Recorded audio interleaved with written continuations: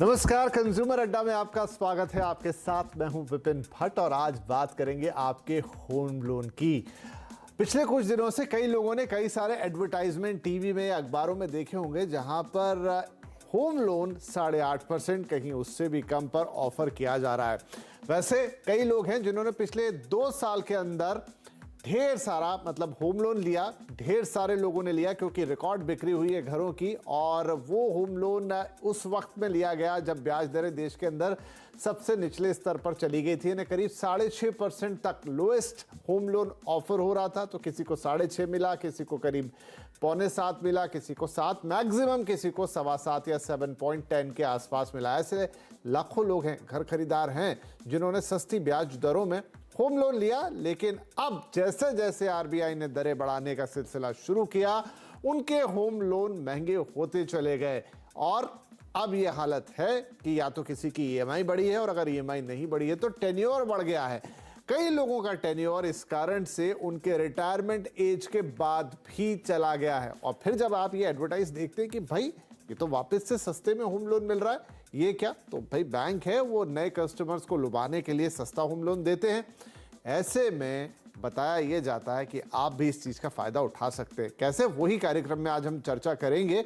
तो पहले समझ लेते हैं कि हो क्या रहा है, एक नजर डालते हैं कुछ बिंदुओं पे, कुछ टॉपिक्स पे। देखिए, ब्याज दरें बढ़ने से होम लोन महंगा हुआ, डेफिनेटली भाई। हमने 6.5 पे लिया था और अब ये पहुंच गया करीब करीब 9, और कुछ लोगों के लिए तो 10% से भी ऊपर निकल गया अगर ये उनकी रकम ज्यादा बढ़ी है लोन की। ईएमआई बढ़ गई कुछ लोगों की, या फिर रीपेमेंट का टेन्योर बढ़ गया, यानी कि कभी 15 साल में या 20 साल में खत्म होना था तो अब वो 22, किसी किसी का 23 साल तक चला गया। रिटायरमेंट की एज क्रॉस कर गया कई लोगों की, इसलिए उनको चिंता हो गई है कि भाई उसके बाद भी उनकी ईएमआई चलती रहेगी, जो कि एक मोटी ईएमआई है।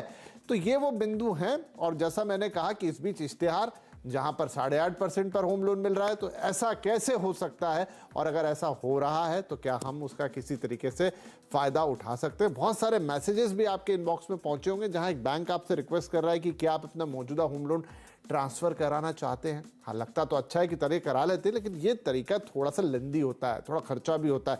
यही आज सारी बातें करेंगे कि अगर आपका होम लोन महंगा है, आपको लग रहा है, और कहीं सस्ता होम लोन अवेलेबल है, आपका अपना बैंक उसे सस्ता दे रहा है, तो उसमें आप क्या कर सकते हैं, कैसे उसे सस्ता करवा सकते हैं। इसीलिए आज हमने कुछ खास मेहमानों को भी आमंत्रित किया है। कार्यक्रम में शामिल हो रहे हैं ऑप्टिमा मनी मैनेजर्स के एमडी पंकज मटपाल, rupeapaisa.com के एमडी मुकेश पांडे और इंडियन इन्वेस्टर फेडरेशन के डायरेक्टर रजत धर। आप सबका बहुत बहुत स्वागत है। पंकज साहब, आपसे शुरू करते हैं। पहली बात तो ये कि ऑल ऑफ सडन ये 8.5% पे होम लोन की जो एडवर्टाइज आने लग गई, तो क्या बैंक्स को ये मार्च क्लोजिंग करनी थी, ज्यादा कस्टमर्स खींचने थे, इसलिए उन्होंने नए लोगों को सस्ता लोन ऑफर करना शुरू कर दिया? जी नमस्कार, बिल्कुल सही कहा आपने। देखिए, क्या होता है कि एक बोरोइंग कॉस्ट होती है। अब अगर हम बात करें कि रेपो रेट बेस्ड लोन है, तो रेपो रेट जैसे ही बढ़ेगा, आपकी लोन की ईएमआई बढ़ेगी, आपका इंटरेस्ट रेट जो एप्लीकेबल है वो भी बढ़ेगा। तो जब 4% रेपो था, तो उस वक्त पर आपको अगर 6.5% या 7% पर लोन मिल रहा था, तो मतलब जो बैंक का मार्जिन है वो 2.5 से 3% हो गया। अब उस वक्त पर क्योंकि 6.5% काफी सस्ता लग रहा था, 7% भी कम लग रहा था, तो आपने कभी कहा नहीं कि 2.5%, 3% जो स्प्रेड है, जो मार्जिन है वो ज्यादा है, आप कंफर्टेबल थे। अब क्योंकि रेट, अब रेपो, हम चाहे वो रेपो रेट की बात करें या फिर रिटेल प्राइम लेंडिंग रेट, जो कि नॉन बैंकिंग फाइनेंस कंपनीज हैं, वो आपको आरपीएलआर के हिसाब से लोन देती हैं, या फिर एमसीएलआर बेस्ड हो, पर किसी भी केस में जो कॉस्ट ऑफ बोरोइंग है उसके हिसाब से आपका जो लोन का रेट तय होता है वो उसके आधार पर होता है। तो इस वक्त पर जब हम बात करें 8.5, अब मान लीजिए 6.5% का रेपो है और आपको 8.5% पे ऑफर किया जा रहा है कि मार्जिन जो है वो बैंक ने कम कर दिया, 2% पे देने की बात कर रहे हैं। यहां पर दो बातें बहुत इंपॉर्टेंट हैं। एक तो ये कि बैंक ने ऑफर तो किया है, बट इसका मतलब ये नहीं है कि उसी रेट पर आपको मिल जाएगा, क्योंकि हर इंडिविजुअल की अपनी एक असेसमेंट होता है जिसके बेसिस पर लोन का रेट तय किया जाता है। तो ये मिनिमम है। तो जब आप सोच रहे होंगे कि मेरा लोन रेट बहुत महंगा है, क्या दूसरा बैंक मुझे 8.5% पे देगा, वो ऑनवर्ड्स है।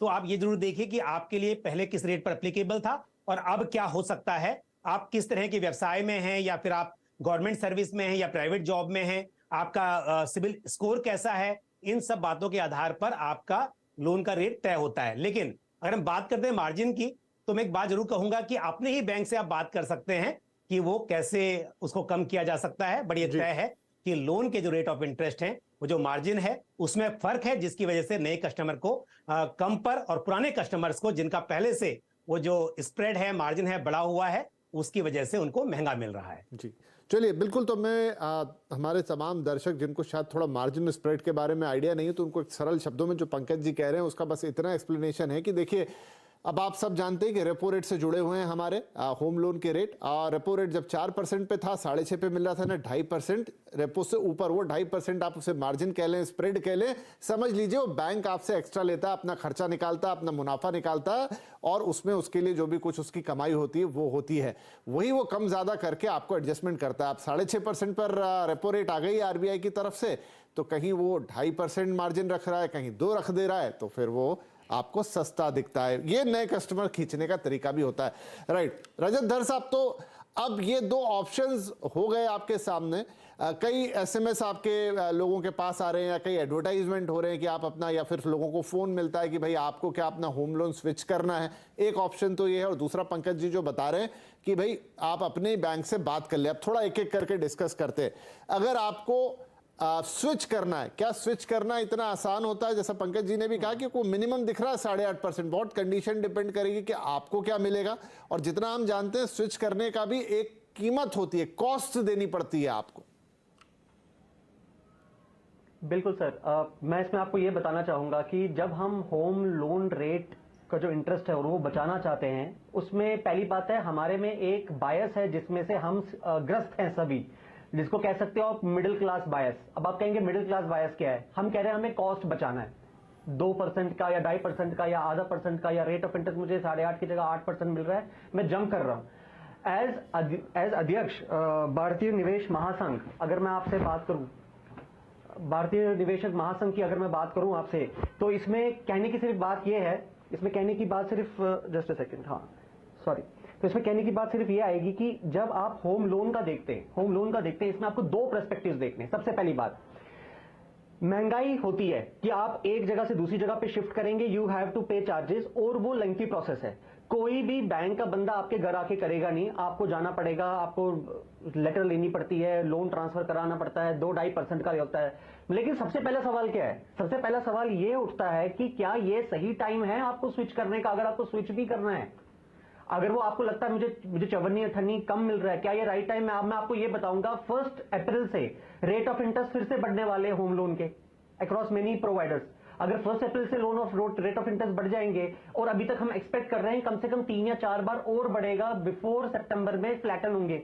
सो if you ask me as अध्यक्ष ऑफ भारतीय निवेशक महासंघ, मैं तो ये कहूंगा कि आप 6 महीने रुक लीजिए, और 6 महीने रुकने के बाद अगर आपको ट्रांसफर भी करना है तो भी आप कर लीजिए। लेकिन इसमें भी कैच है, आपको अभी कहते हैं ना कि जब केबल टीवी लॉन्च हुए थे 1990 के दशक में, तब वो फ्री ऑफ कॉस्ट आए थे, तो सबने ले लिया। लेकिन जब बाद में पैसा लगने लगा, सब्सक्रिप्शन लगने लगा, तो लोगों ने पे करना शुरू किया। अभी आपको वो लोअर कॉस्ट पे एक्वायर करेंगे, 6-8 महीने के बाद अगर आपकी कॉस्टिंग बढ़ा दी, आप मार्जिन बढ़ा दिया, then you will have to pay that. तो आप 6 महीने के बाद दूसरी बार 2% का इंटरेस्ट देके तो स्विच आउट नहीं करेंगे। तो ये सिर्फ एक ही चीज है। अगर मैं आपको इसमें दूसरी चीज की बात करूं, तो जब आप इसको अगर मैं आपको इसमें दूसरी चीज की बात करूं, सबसे बड़ी चीज, हम सबसे बड़ी गलती ही ये करते हैं कि अभी हमें रेट ऑफ इंटरेस्ट कम करने के लिए जंप नहीं करना है, हमें वो जंप करना है सितंबर में, नॉट सितंबर से पहले। अब आप कहेंगे अगर सितंबर से पहले जंप नहीं करना है, लेकिन पिछले 1 साल में मेरी ईएमआई की जो दर है पर मंथ की, वो 9,000 बढ़ गई है सपोज, या 8,000 बढ़ गई है, तो मैं उस चीज को कम कैसे करूंगा? तो एज ए पोर्टफोलियो मैनेजर भी अगर मैं आपको बात करूं, मैं आपको एक सिंपल एग्जांपल देता हूं। आपको क्या करना, आपने सारे का सारा पैसा तो लोन में लगाया नहीं है, कुछ पैसा आपकी सेविंग्स का भी है। तो सेविंग्स में क्या आपकी 5% की एफडी आपने रिन्यू करके 8% पे करी है?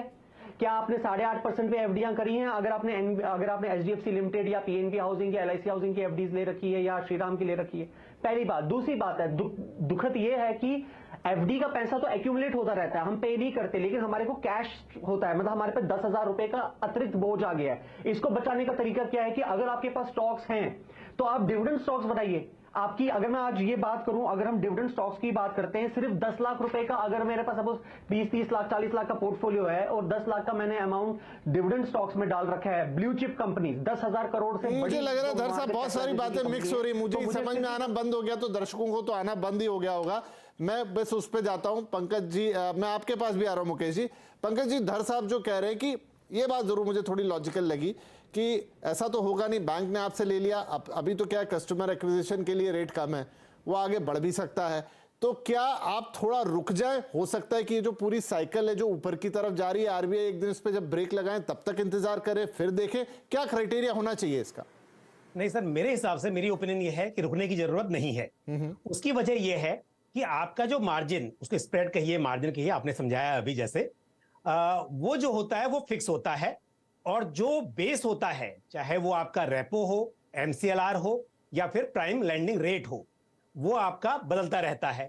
तो मान लीजिए आज की तारीख में 6.5% का रेपो है और आपको लोन जो है वो 8 पर मिल रहा है, इसका, या 9 पर मिल रहा है, 6.5 में 8 पर तो मिलना पॉसिबल ही नहीं है, 9 पर मिल रहा है, तो इसका मतलब क्या हुआ कि 2.5% का आपका उस पर मार्जिन जुड़ा हुआ है। अब यदि बैंक से नेगोशिएट करते हैं और मार्जिन कम कर लेते हैं, उसको आप आधे % से कम करवा लेते हैं, तो आपका लोन 8.5 पे आ गया इस वक्त पर। अगर आपका वो 0.5% जो है वो कम कराएंगे आप, और 6.5% है, उसके ऊपर अगर 2% रहेगा तो आपका 8.5% आ जाएगा। अब अगर पहली स्थिति होती कि 6.5 प्लस 2.5 9% है, और लोन का इंटरेस्ट मान लीजिए एक कैलकुलेशन के लिए 0.5% से बढ़ जाता है, तो सीधा आपका वो आधा % बढ़ने वाला था, तो यानी कि 9 की जगह 9.5 होता। बट यदि अभी 8.5 हो गया है तो बाद में 9 होगा। तो सिंपल सी बात है, यदि आप अपने मार्जिन अभी कम करा लेते हैं, तो जब भी रेट ऑफ इंटरेस्ट बढ़ेगा, आपको वो आधा % 1% जितना भी कम होके मिल रहा है वो हमेशा मिलता रहेगा। तो मेरे हिसाब से आपको वेट करने की जरूरत नहीं है, आप इस वक्त पर ही अपना जो मार्जिन है उसको घटाएं, ताकि जब भी बेस बढ़े तो कम से कम आपका मार्जिन कम होगा, तो उसी अनुपात में आपको उसका जो बढ़ोतरी होगी उस अनुपात में होगी। तो इसके लिए मेरे हिसाब से इंतजार करने की जरूरत नहीं है। ठीक है मुकेश साहब, जो मेरा एक प्रश्न था कि चलिए मैं एक बैंक से दूसरे बैंक के पास जा रहा हूं कि भाई मेरा लोन ट्रांसफर कर लीजिए, कितना खर्चा होता है उसमें, क्योंकि उसको भी तो ध्यान में रखना होगा।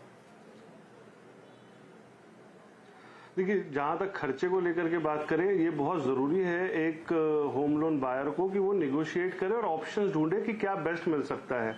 और बहुत सारी चीजें डिपेंड करती हैं उसके खुद के सिबिल रिकॉर्ड पे, उसके इनकम एलिजिबिलिटी पे। तो नॉर्मली 5,000 रुपए लगते हैं एक बैंक से दूसरे बैंक में स्विच करने से। मिनिमम 5,000 से लेकर के 25 पैसे ऑफ द लोन अमाउंट। अगर मैं बोलूं कि 1 करोड़ का लोन अपना स्विच कराने की कोशिश कर रहा है, तो बहुत अच्छा प्रोफाइल है तो सिर्फ 5,000 रुपए की प्रोसेसिंग फी लगेगी, और थोड़ा अगर पेपर में थोड़ी कमी है तो मैक्सिमम 25,000 रुपए।